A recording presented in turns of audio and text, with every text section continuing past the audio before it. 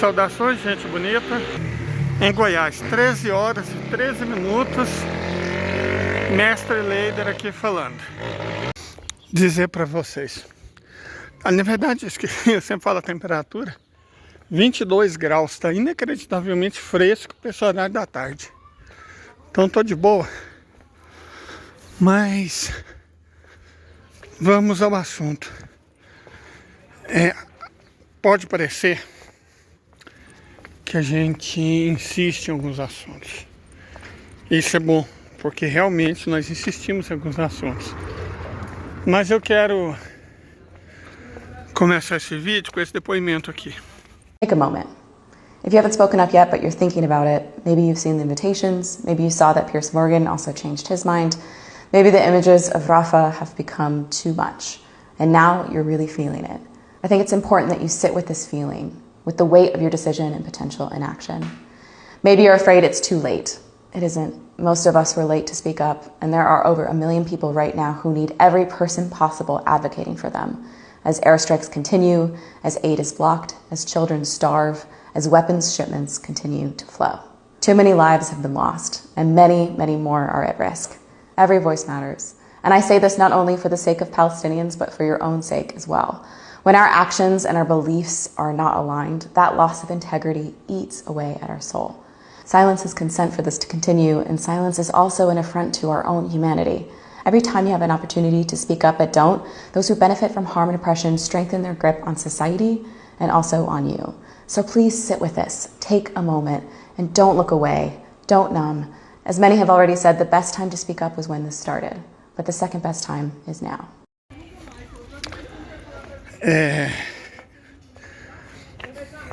A lei internacional torna lícito a um povo oprimido reagir por meios que os que não pertencem a esse povo não podem reagir. Traduzindo, o governo dos Estados Unidos da América, por razões óbvias, considera alguns grupos do eixo da resistência como terror papapaístas, certo?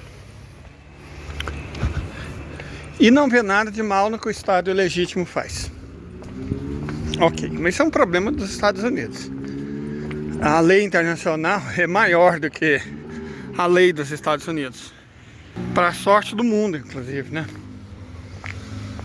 Então, os grupos que atuam no Estado ilegítimo contra a dominação do Estado ilegítimo podem, pela lei internacional, fazer o que for necessário para que eles se livrem da opressão. O governo da República Popular da China já lembrou isso.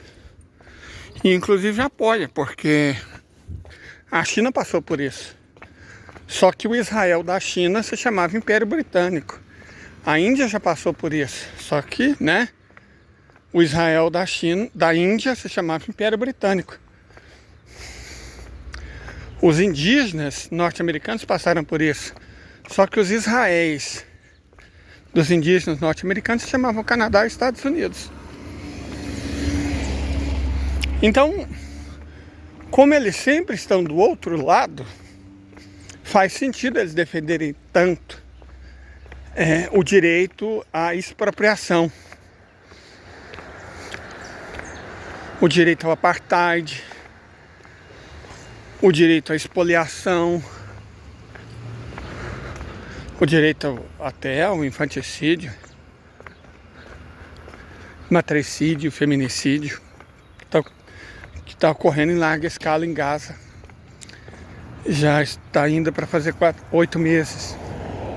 É lógico, então, que você defende essas coisas e considera criminosos que resistem. Mas o direito internacional vê as coisas de forma mais lúcida. De toda forma, você, não podemos fazer o que o eixo da resistência faz. Nos é ilícito. Então o que é que nós podemos fazer? Falar sobre isso. Como a moça do vídeo deixou claro, nós podemos e devemos falar sobre isso. certo? Não nos é lícito calar, deixar. Isso sim é imoralidade. Imoralidade não é topless. Isso não é imoralidade. Imoralidade é o que está acontecendo neste exato momento, quando Rafah foi cortada a internet, a imagem não ser divulgada, não tem água, não tem energia, não tem gás. Eles não podem entrar, não podem sair. Eles só podem ir para os acampamentos designados como locais de segurança, aonde, uma vez lá, eles são atacados. Disso se tem que falar. Nossa única arma efetiva é a voz. Por isso que eles querem nos calar. Certo? Os sionistas estão se infiltrando em várias áreas, ameaçando chamar o Mossad. Né? Você vê isso muito na rede das tretas. Rede tóxica das tretas, vira e mexe, aparece um lá. Marca seu post, marca o perfil da gente, fala, ó, Conib, que é o braço da Mossad no Brasil, né? Olha aqui eles falando. Então é nítido o desespero deles em tentar nos silenciar. Quando a Globo mente descaradamente, deturpa desavergonhadamente nos telejornais dela o que está acontecendo, é exatamente isso que ela está buscando. Silenciar, que ela trabalha para os mesmos interesses, né? Então a gente tem como arma apenas a voz, a imagem, a letra. É isso que nos é lícito. E se nos é lícito, é vergonhoso não fazê-lo. Porque nem exige coragem, né? É só consciência mesmo. Eu não vou postar as imagens aqui. Até porque minha conta seria derrubada, é claro. Mas é desnecessário. Outras redes com padrões de censura bem menores, elas permitem que essas imagens circulem. Na verdade é exatamente por isso que o Estado ilegítimo dessa vez trocou os pés pelas mãos. Porque nunca antes as imagens tinham vazado. Que não se iludam. Quando 750 mil pessoas foram expulsas da própria casa, dos próprios terrenos, das próprias fazendas, na Nakba, em 1948, o que aconteceu foi muito pior do que está acontecendo agora. Muito pior. Só que ninguém mostrou. Sabe? Década após década, 56, Suez, 67, 6 dias, 73, Yom Kippur, 82, invasão do sul do Líbano, década de 90, as intifadas, 2000, primeira operação, em Jenin, né? Década de 10, as operações chumbo derretido.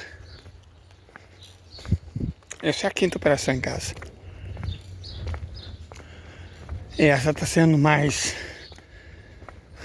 feroz, porque o Benjamin Mileikovski, Netanyahu não é o nome verdadeiro, sobrenome verdadeiro dele, é um sobrenome inventado, Benjamin Mileikovski, ele...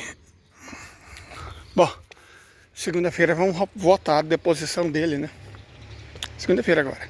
Vamos votar a deposição dele do cargo de primeiro-ministro. E dessa vez ele não vai poder ficar fora um tempinho, maquinar e voltar de novo. Dessa vez ele vai pra cadeia. E ele sabe disso. Ele não vai pra cadeia pelos crimes que ele cometeu, os crimes civis, corrupção. Não, bobagem. Ele vai pra cadeia porque perdeu a guerra. Ah, mas eles não perderam. Eles perderam a guerra. Eles mesmos falam abertamente disso. Que eles perderam a guerra. Até então, a estratégia ataca como Estado, se defenda como religião, use as técnicas de abusador, que é inverter o ônus da culpa, né? Culpabilizar a vítima e vitimizar o culpado. Até então isso funcionava. Só que deixou de funcionar e nunca mais vai funcionar. Nunca mais. A economia deles foi destruída. A China não fornece mais peças críticas. E sem isso o Estado legítimo não funciona.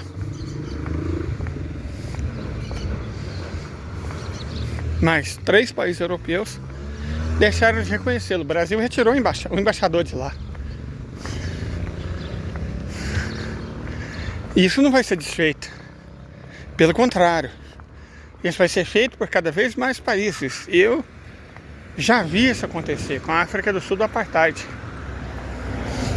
Foi menos de 2 anos. E já era o Apartheid.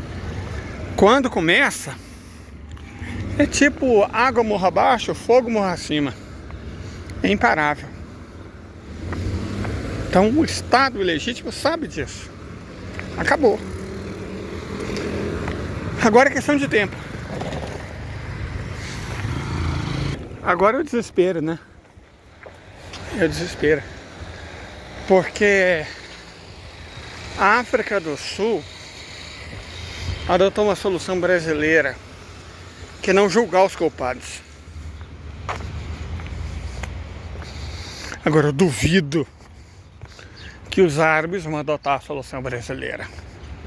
Mas não vão mesmo. Então, eu acredito fortemente que eles vão adotar a solução Nuremberg. Se eu fosse um deles, eu estaria desesperado. Correto? Eu estaria muito desesperado. Porque o próprio Eclesiastes, né? Eclesiastes 3. Tudo tem seu tempo. Então, o tempo deles está chegando. Não há muito que eles possam fazer. Bom, mas antes de nós continuarmos, é tempo dos nossos intervalos comerciais. Inclusive, deixa eu parar aqui um pouquinho, deixa eu mostrar aqui o negócio para vocês.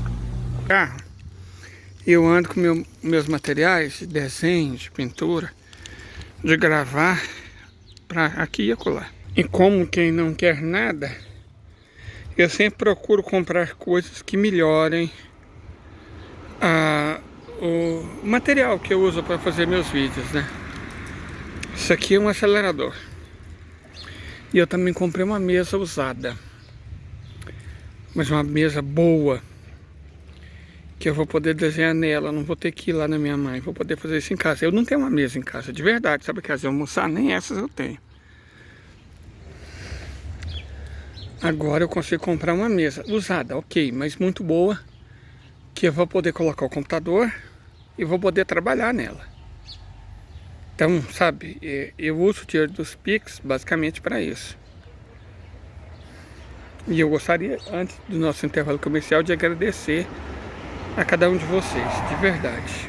Obrigado mesmo, a cada um. Bom, feito nosso intervalo comercial, até esqueci de mostrar um negocinho de segurar tipo um tripé pequeno para segurar o celular, que eu comprei também. E, sabe, esse tipo de coisinha ajuda muito a vida da gente.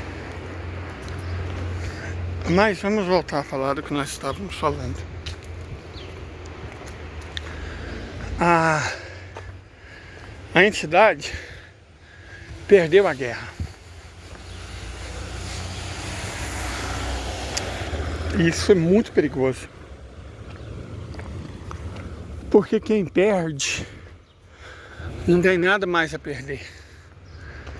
E quando quem perde, por essência, mal, não tendo nada a perder, coisas horríveis podem acontecer. coisas muito horríveis. Ah, mas eles podem ser julgados. Sim, mas só os que não fugirem. Ou vocês têm alguma dúvida de que quando a derrota começar a ficar nítida, eles não vão começar a fugir para os Estados Unidos ou para o Reino Unido? Vocês têm alguma dúvida disso? Argentina já fizeram isso. Milei tá no poder. Quando eles começarem a perceber que de fato estão derrotados e nada mais poderá salvá-los, e pior, que o acerto de contas estiver ali no cangote deles, é óbvio que eles vão fugir. Evidente que eles vão fugir. Canadá, Estados Unidos, Argentina, vão ficar repleto deles. Eles vão se esconder.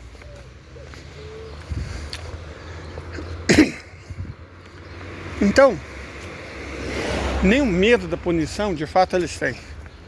Não os piores deles, não os mais inteligentes dentre os piores deles. Que essa é a opção de fuga. E vão usá-la.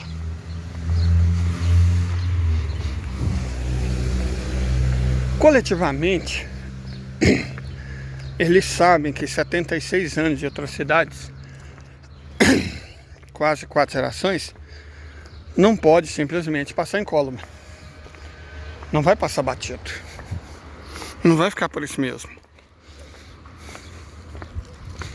Quando os árabes colocarem a mão neles, bom, eu não preciso dizer.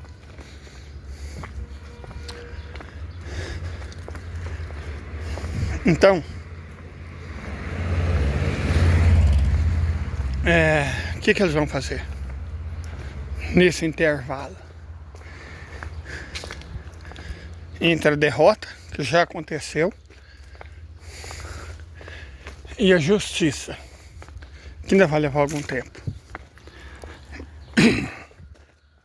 Eles não vão cometer menos atrocidades, eles não vão fingir arrependimento. Eles não vão trocar o Bibi por alguém melhor. Não. O problema do Bibi não é ser ruim. Do ponto de vista deles, o problema do Bibi é ser incompetente. Então eles vão trocá-lo por alguém mais competente, se é que vocês me entendem. O que eles entendem por competência? Bom, as coisas daqui pra frente só vão piorar. Dia após dia. Só vão piorar.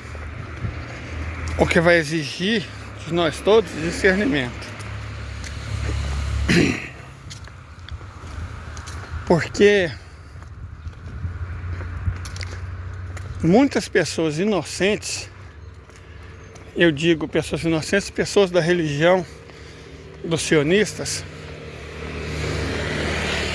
vão sofrer. Vão sofrer. Agora eles estão ameaçando os outros em grupo de WhatsApp, grupo de Telegram, redes sociais. Mas vai chegar o tempo em que, sem poder para isso, bom, as pessoas da mesma religião serão ameaçadas por crimes que elas não cometeram.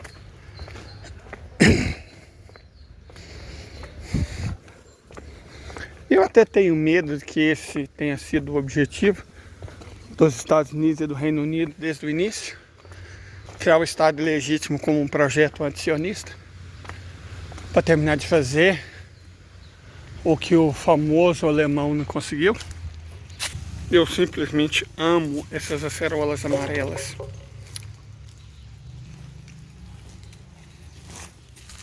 Docinhas deliciosas. Bom, não esperem que a guerra Não é que ela está se aproximando, nós já estamos nela, nós estamos no 3º ano dela. E ela não vai terminar esse ano. Eu nem sei se ela vai terminar o ano que vem. E não esperem que a guerra torne as pessoas melhores. Isso é ilusão. Sabe aquelas pessoas que acreditaram que a pandemia tornaria as pessoas melhores? E o que a pandemia fez? Bolsonarismo, negacionismo, antivax, crentes malucos, centrão. A guerra não vai deixar as pessoas melhores. A guerra não educa. A guerra não é educadora, ela não tem essa capacidade pedagógica. Acho que não nos iludirmos é uma coisa importante. Não é só válido, é importante. A gente não pode se iludir. A guerra não vai deixar ninguém melhor. Assim como ser infeliz não forma caráter, passar por uma guerra não torna ninguém melhor. Torna as pessoas traumatizadas de maneiras que a gente às vezes não percebe. Mãe gosta de assistir enlatado americano. Não muito, mas ela tem alguns que ela gosta, nos horários específicos. Ela assiste um tal de Criminal Minds. E isso é bem ilustrativo do que eu tô falando. Criminal Minds tem roteiros do tipo: ó, tem alguém picando pessoas e enviando pedaços para pessoas aleatórias. Alguém tá pegando pessoas, arrancando os membros delas, cozinhando e obrigando as mães a comerem. É o tipo de roteiro que você fala, cara, que coisa insana. Não para os Estados Unidos. Se fosse para eles, não seria feito. Para eles faz sentido. Desses psicopatas serial killers, uns 80%, né, são dos Estados Unidos, que representam 4% da população humana. Nos Estados Unidos, as mulheres têm medo de vans, que elas podem ser sequestradas e daí, bom, né, virar estatística. É o país do mundo que mais tem gente desaparecida. Como os Estados Unidos chegaram nisso? Vamos criar aqui uma linha do tempo imaginária. Em 1775, contrabandistas e sonegadores se uniram contra o país que estava perseguindo eles, por serem contrabandistas e sonegadores. E acharam por bem criar um país. E aí tivemos a Primeira Guerra, que durou de 1776 a 1783. Uma guerra é um evento muito traumático. Pessoas são desvividas. Vamos chamar de John Smith, que lutou nessa guerra em favor de sonegadores, contrabandistas e gente que queria roubar terra de índio, que a Inglaterra proibiu os colonos de avançarem além da Cumieira das Apalaches. Então eles não podiam mais roubar terra de indígenas. Não podia sonegar, não podia fazer contrabando, não podia roubar terra de indígenas. Eles queriam liberdade. Convenceram muitos bocós a lutarem por isso. Então John Smith lutou. Evidentemente, ele voltou traumatizado da luta. E uma pessoa traumatizada, é horrível dizer isso, mas ela tem uma tendência muito grande de traumatizar os próprios filhos. Perpetuar, sabe, trauma. E é o filho de John Smith, Joseph Smith, lutou na guerra de 1815 contra os britânicos. Uau! Né? Joseph Smith lutou contra os britânicos. E o filho de Joseph Smith, por volta de 1845 e tal, lutou em 2 guerras. Primeiro para roubar a terra dos mexicanos, né, porque já não tinha mais indígenas para serem roubados, mas roubados os mexicanos. E depois da Guerra Civil, sem indígenas, sem mexicanos, é natural que eles começassem a lutar contra eles mesmos para roubar uns aos outros. Então essa é a triste vida do neto, vamos chamar ele de Paul Smith, né? Do neto de Joseph Smith, John Smith, Paul Smith, que lutou a Guerra da Secessão. Muito traumatizado. Bom, em 1898, o bisneto de John Smith, Edward Smith, lutou a Guerra Hispano-Americana. Porque sem poder roubar mais uns aos outros, indígenas e mexicanos, eles resolveram roubar estrangeiros. Então, foi lá para as Filipinas roubar. Muito traumatizante. O tetraneto, Rob Smith, lutou a Primeira Guerra Mundial, uma guerra imperialista. O filho do tetraneto lutou a Segunda Guerra Mundial. Não contra os nazis, na verdade contra os soviéticos. O neto do tetraneto lutou para roubar mais asiáticos. Coreia. E o bisneto, Vietnã. Tetraneto foi roubar árabes, lutou no Iraque. E o filho do tetraneto foi lá no Afeganistão lutar contra criadores de cabra. Vocês perceberam 8 gerações de pessoas indo para a guerra? Transtorno de estresse pós-traumático.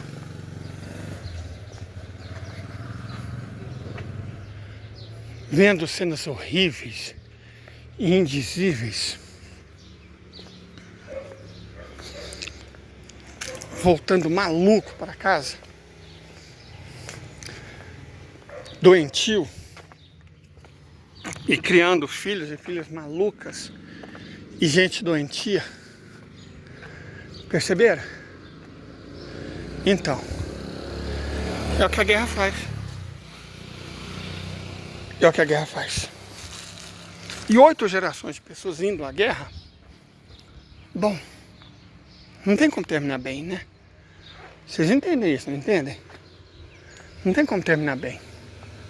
Você vai criar uma sociedade profundamente doente, onde séries como os Criminal Minds fazem sentido. Ninguém se espanta. É uma sociedade doente. E pessoas, o mais horrível que possa ser dito,